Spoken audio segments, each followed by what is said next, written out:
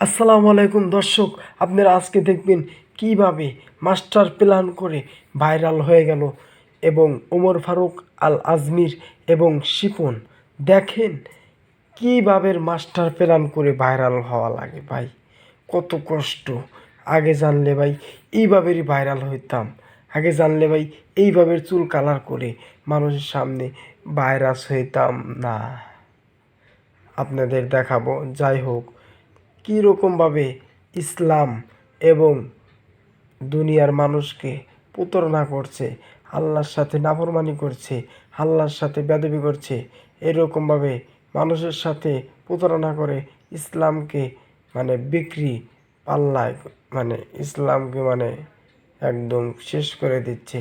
যাই হোক, আপনারা বেশি বেশি শেয়ার করে দেবেন, লাইক কমেন্ট করবেন, আর ভালো লাগলে চ্যানেলটি সাবস্ক্রাইব করবেন। তাদেরকে তাদের ভিডিও দেখে দেখে আমরা তাদেরকে আরও ভাইরাল করে দিচ্ছে। আসলে এরা হচ্ছে ইসলামের দুশমন। ভাইরাল হওয়ার জন্য কী প্ল্যানটা করেছিল, আল্লাহ তাদেরকে হেদায়েত দান করুক। আসল কথা, মানুষ যদি ভালো না হয়, মানুষকে ভালো বানানো যায় না। যাই হোক, ভিডিওটা দেখেন, তারপরে কথা বলি। আল্লাহ রাব্বুল আলামিন ইন্নাল ইনসানা লাফি খুস শব্দ বলে আল্লাহ সূরা শেষ করেন নাই। আমি ওয়াজ করবো না, আমি নায়ক হওয়ার জন্য টিকটকে আসছি। ভাই আপনি কোনো কথা বলেন না, আমি ভাই ভাইরাল হয়ে আবার ফিরে আসবো। এই লোকটা ইসলামের বড় ক্ষতি করেছে। আসসালামু আলাইকুম ওয়া রাহমাতুল্লাহি ওয়া বারাকাতুহু। ওয়ালাইকুম আসসালাম। প্রিয় ভাই, আসলে আমি একটা গুরুত্বপূর্ণ বিষয় ইদানিং দেখছি মিডিয়াতে ঘুরপাক খাচ্ছে, যে একজন বক্তা সে টিকটকার হয়ে গেছে, তার নাম ওমর ফারুক আল আজমি। মুসলিম টিভিতে এতদিন সে আলোচনা করেছে, মুসলিম টিভির একজন আলোচক টিকটকার হয়ে গেছে। মানুষ মানতে পারছে না যে একদিকে সে আলোচক, ইসলামিক আলোচক, আবার টিকটকার হয়ে গেছে। দ্বিতীয় কথা হচ্ছে যে তাকে আলোচনায় ঢোকালো কে, আলোচনায় তাকে জায়গা করে কে দিল, এই প্রশ্নে কিন্তু সবাই বলছে যে মুসলিম টিভি তাকে জায়গা করে দিয়েছে। তো এই যে বিষয়টা, মুসলিম টিভির একজন আলোচক টিকটকার হয়ে গেল এবং মানুষ সেই টিকটকারকে দোষারোপ না করে মুসলিম টিভি এত বড় একটা জনপ্রিয় ইসলামিক চ্যানেলকে দোষারোপ করছে। আপনি সেই চ্যানেলের চেয়ারম্যান হয়ে এই বিষয় নিয়ে যদি কিছু বলতেন। সম্মানিত ভিউয়ার্স, আসসালামু আলাইকুম রহমতুল্লাহি ওবারাকাতু। আপনারা জানেন আমি দীর্ঘদিন যাবৎ মিডিয়া অঙ্গনে কাজ করি, প্রায় 12 বছর যাবৎ এই অঙ্গনে কাজ করতেছি। তো কাজ করার পথে আমার সাথে অনেকেরই দেখা বা আমার সাথে সম্পর্ক, বিভিন্ন কথা বা বিভিন্ন কাজের ক্ষেত্রে পরিচয় হয়। তো সেই ক্ষেত্রে আমি বলতে চাই, ওমর ফারুক আল আজমি একটা মিডিয়ার সাথে সে দীর্ঘদিন যাবৎ কাজ করে, প্রায় 5 লাখ টাকা সে সুদে এনে এই মিডিয়াতে দিয়ে থাকে। তার থাকার পরে সে তার মানে মিডিয়াকে টাকা দিয়েছে। হ্যাঁ, 5 লাখ টাকা দিছে, তাও এটা সুদে আচ্ছা, আনছে। 4 লাখ হোক 5 লাখ হোক, মানে 4-5 লাখ টাকা এরকম আমরা ধরতে পারি। 4-5 লাখ টাকা যেই বক্তা আলোচক থেকে টিকটকার হয়ে গেছে, সেই বক্তা সুদে টাকা এনে, যেটাকে আল্লাহ পাক সম্পূর্ণ হারাম করেছেন, সুদে টাকা এনেছে ইসলামিক আলোচনা করে ভাইরাল হওয়ার জন্য। চিন্তা করে দেখেন, তার ভিতরে আগে থেকেই চিন্তা ছিল দুনিয়ার চিন্তা, সে আল্লাহর জন্য কাজ করবে, সেই চিন্তাটা তার ছিল না। তা না হলে সুদে 4-5 লাখ টাকা এনে, এরকম নজিরহীন কথা আমি আগে কখনো শুনিনি, যে 4-5 লাখ টাকা সুদে এনে সে ভাইরাল হতে চাচ্ছে। এই জন্য মনে হয় এতদিন আলোচনা করার পরেও তাকে মানুষ হয়তো যেই পরিমাণ মূল্যায়ন করার কথা ছিল সেটা করেনি, অর্থাৎ আল্লাহ তারা কবুল করেনি। আমার মনে হচ্ছে এই বিষয়টা। এরপরে যদি বলতেন। পরবর্তীতে ওই মিডিয়াতে যখন আপনার আলোচনা করে, দীর্ঘদিন যাবৎ আলোচনা করে, এতে কোনো বেনিফিট হয় না বা আমরাও তাকে চিনি না বা জানিও না যে সে যে আরেকজন মিডিয়াকে টাকা দিছে। সেটা কি মানে টাকাটাকে মুসলিম টিভিকে দেয় না না, মুসলিম টিভি আরেকটা মিডিয়াকে সে 4-5 লাখ টাকা সুদ এনে দিয়েছিল ভাইরাল করার জন্য, কিন্তু সে করতে পারে না, করতে পারে নাই। সে তাকে করতে পারে না। পরবর্তীতে যখন আমাদের কাছে আসছে, আসার পরে আমরা যখন তার 4-5টা জুমা ভিডিও করার পরে ওই মিডিয়া আমাকে ফোন দেয় যে ভাই নাসির ভাই, আপনি তো তাকে নিয়ে কাজ করতেছেন, কিন্তু তার বিষয় কিছু জানেন কিনা। আমি বলছি তো আমি তো জানি না। মিডিয়া তো সবাই জানে। তো বলছি যে কি বিষয়, বলতেছে যে ভাই সে তো আমাকে 5 লাখ টাকা দিছিল, আমাকে বলে যে বিভিন্নভাবে বিভিন্ন উল্টাপাল্টা ভিডিও করার জন্য, কিন্তু আমি এটা করি নাই। তো করি নাই, তারপরে মানে সে বলছে যেভাবেই হোক মানে ভাইরাল করতে হবে। তো আমি পরে বলছি যে তাহলে তো আপনি এতদিন কেন বললেন না। তো বলতেছে যে ভাই আমি তো বলি না এই কারণে, কারণ আপনার এখানে কাজ করতেছে, সে আমাকে বলছে যে এই ধরনের কোনো কথা আমি যেন কাউকে না বলি, মানে হাইড করে রাখার জন্য। তো পরবর্তীতে সে আমাকে যখন আইসা বলছে যে ভাই আমি আসলে আমার ফ্যামিলি ব্যাকগ্রাউন্ড অনেক খারাপ, অনেক কষ্টে জীবনযাপন করি, আমার মা আমার বাবা সবাই মিলে আমরা অনেক কষ্টে মানে জীবনযাপন। ফ্যামিলিগত জি, দিক থেকে তার অনেক অনেক কষ্ট যে কষ্ট। তার কি বাবা মা আছে? বাবা মা আছে, বাট তাদের মানে বাড়ি হচ্ছে নারায়ণগঞ্জ, কিন্তু খুব কষ্টে জীবনযাপন মানে করে। ফ্যামিলিটা খুবই হ্যাঁ, মানে মারাত্মক খারাপ অবস্থা, খারাপ অসহায় জি অবস্থা, জি এরকম অবস্থা আপনার কাছে বলছে যে ভাই একটু সহযোগিতা করেন, সহযোগিতা আমাকে করার একটু জন্য, জায়গা দেন। সহযোগিতা করার জন্য পরবর্তীতে আমি বলছি যে ভাই দেখেন আপনি তো আলোচনা করবেন, আমাদের মুসলিম টিভির একটা রুলস আছে, সেটা হলো যে আপনার কোরআন তেলাওয়াত প্লাস হলো কোরআন তেলাওয়াত শুদ্ধ হতে হবে। শুদ্ধ হতে হবে। তো পরে বলছে তাহলে একটা কাজ করেন, আমার একটা জুমা ভিডিও করেন। তো পরবর্তীতে যখন বললো যে আমার জুমাও নাই, আমি একটা জুমাতে হক কথা বলার কারণে আমার জুমার চাকরিটা চলে হক গেছে। কথা বলার কারণে জি, আচ্ছা, জি। আমার মনে হচ্ছে যে এখানে কোনো গাবলা থাকতে পারে। তো এটা আসলে আমি জানি না, বাট পরে আমি বললাম ঠিক আছে তাহলে আমাদের এখানে একজন মসজিদের খতিব লাগবে, ইন্টারভিউর জন্য বলতেছে, তাহলে আপনি এখানে ইন্টারভিউ দেন, যদি আপনি ইন্টারভিউ টিকেন তাহলে ইনশাল্লাহ আমরা এইখানেও চাকরি করলেন, পাশাপাশি আমরাও আপনাকে নিয়ে কাজ করলাম। হ্যাঁ। পরে তো ওইখানে ইন্টারভিউ দেওয়ার পরে সে আলোচনা করছে, অনেক ভালো আলোচনা করছে, প্লাস হলো সে আব্দুল খালেক শরীয়তপুরীকে সবসময় অনুসরণ করত, এবং তার যে আলোচনার দিকগুলো, যেমন দেখা গেছে যে শরীয়তপুরী যেভাবে যে কণ্ঠে ওয়াজ করে সেই কণ্ঠে ওয়াজ করে। আমার মনে হয় সে মানে কয়েকজন বক্তাদের কণ্ঠ নকল করে আসলে ভাইরাল করতে চেয়েছে। পরে আমি বললাম যে ভাই আসলে আমরা যাদেরকে নিয়ে কাজ করি এরা হচ্ছে বড মাইন্ড, যারা আলেম তাদেরকে নিয়ে একমাত্র কাজ করি। তো বলতেছে এটা কেমন? আমি বলছি যে দেখেন, কোনো দলকে আপনি একটা মানে করবেন, কি বলে এটা, ভাইরাল করবেন, দেখা গেছে যে আপনার মনে থাকবে, এরকম হবে না। আমরা চাই যে সাধারণ মানুষ আপনাকে দেখে যেন কোন দল করেন বা কোন দলের জন্য আপনি কাজ করতেছেন এটা যেন না বোঝা যায়। তা আমি বলছি যে আপনি অন্য সুর দিতে হবে, কারণ আব্দুল খালেক শরীয়তপুরের ব্যাপারটা এটা বাংলাদেশের গোটা দেশের মানুষ জানে যে তাকে নিয়ে অনেক মানুষ মন্তব্য করে, অনেক কথা বলে।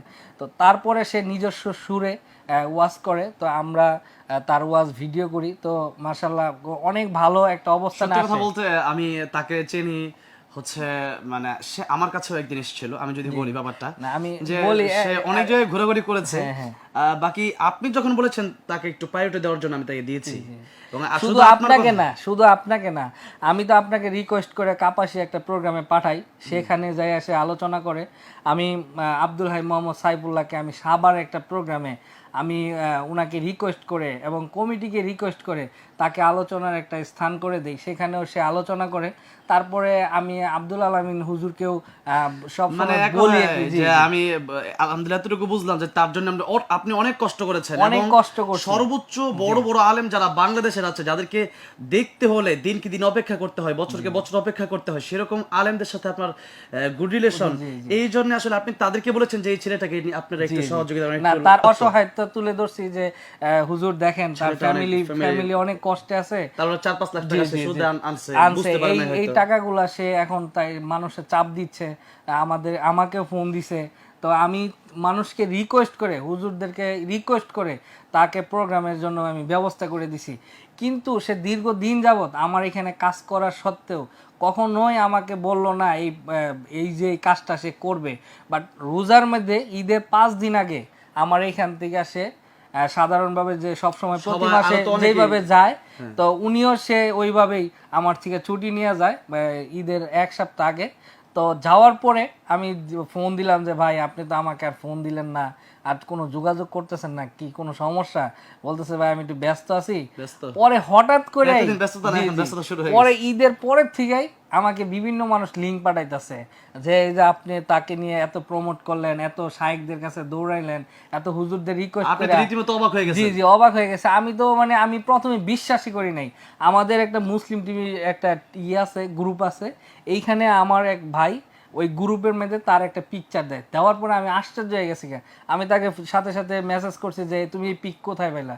বলতেছে যে ভাই এটা তো পুরা একটা ভাইরাল হয়ে গেছে এই ঘটনা। পরে আমি বললাম ঠিক আছে, তাহলে তুমি লিঙ্কটা যদি সংগ্রহ করতে পারো তাহলে আমার জন্য এটা ভালো হবে, তাহলে আমি সত্যটা মানুষের মধ্যে তুলে ধরতে পারবো, তো তার ভিডিওগুলো আমি হাইড করতে পারবো।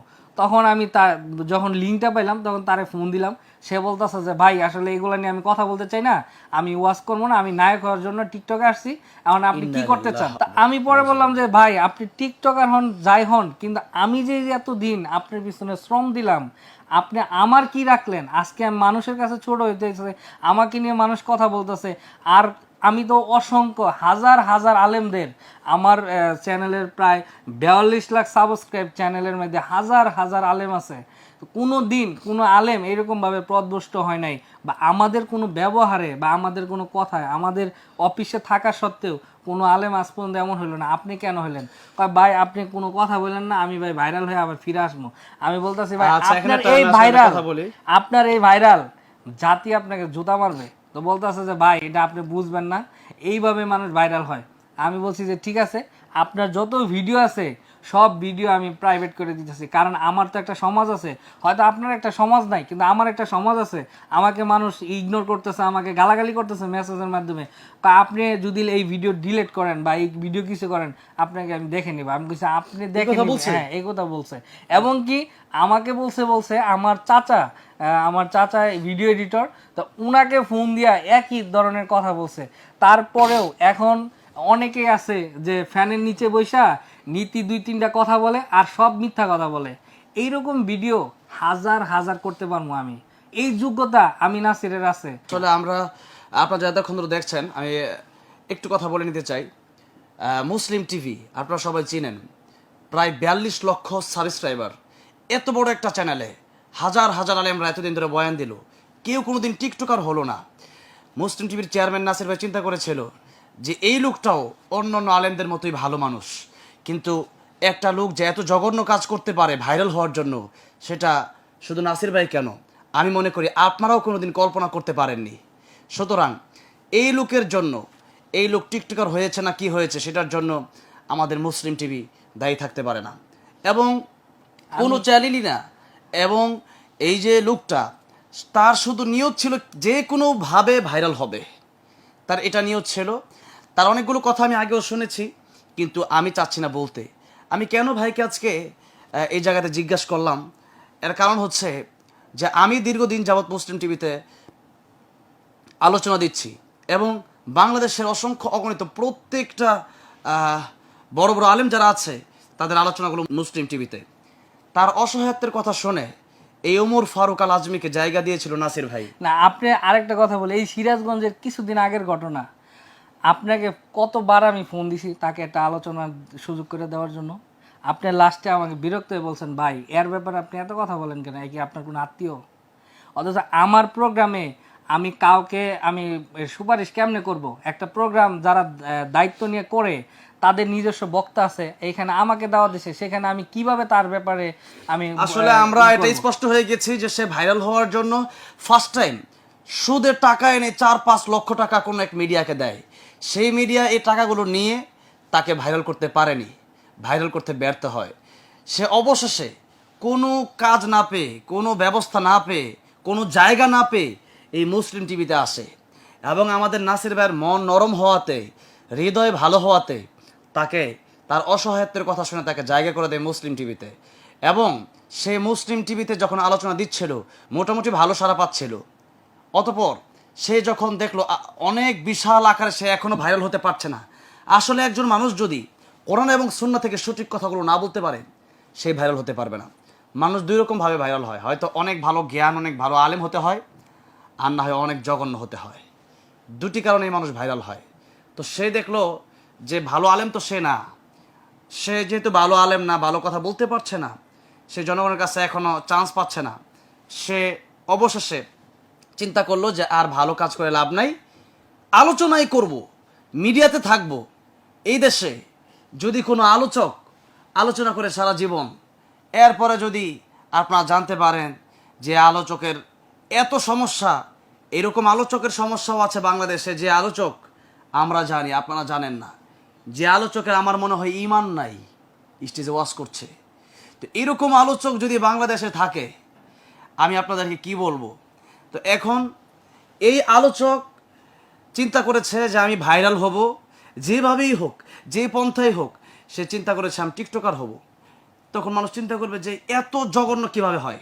সে আলোচনা বাদ দিয়ে টিকটকার হয়ে আবার সে ক্ষমা চাওয়ার, হয়তো সে ক্ষমা চেয়েছে যে আমি আর এগুলো করবো না, আমার ভুল হয়ে গেছে। এই কথা বলার পরে, কারণ এই জাতি তো হুজুগে বাঙালি, যে ভাইরাল হয়েছে তাকেই বক্তা বানায় দিচ্ছে। আমি আমার ব্যাপারেও এই কথা বলবো, আমি যদি কোরআন এবং সুন্নাহ থেকে কথা না বলতে পারি, আপনারা আমাকেও দাওয়াত করবেন না। যে কোনো ব্যক্তিকে শুধু ভাইরাল দেখে কোনো সময় দাওয়াত করবেন না, এটা ভুল। সে এসেছিল, টুপি দাড়ি তার ছিল, জুব্বা তার ছিল, চেহারা সুরত ভালো ছিল, নামাজ পড়ে এবং সবচেয়ে বড় কথা আমার মনে হয় যে আপনি তার তেলাওয়াতটা শুদ্ধ, জি জি এবং সে মোটামুটি আলোচনা ভালোই করতো। হ্যাঁ হ্যাঁ ভালো করতে বলতে এখানে মনে হয় যে অন্য আলোচনা সরাসরি কপি করতো। মানে একটা বিষয় হচ্ছে তার মানে আউট নলেজ অনেক ভালো।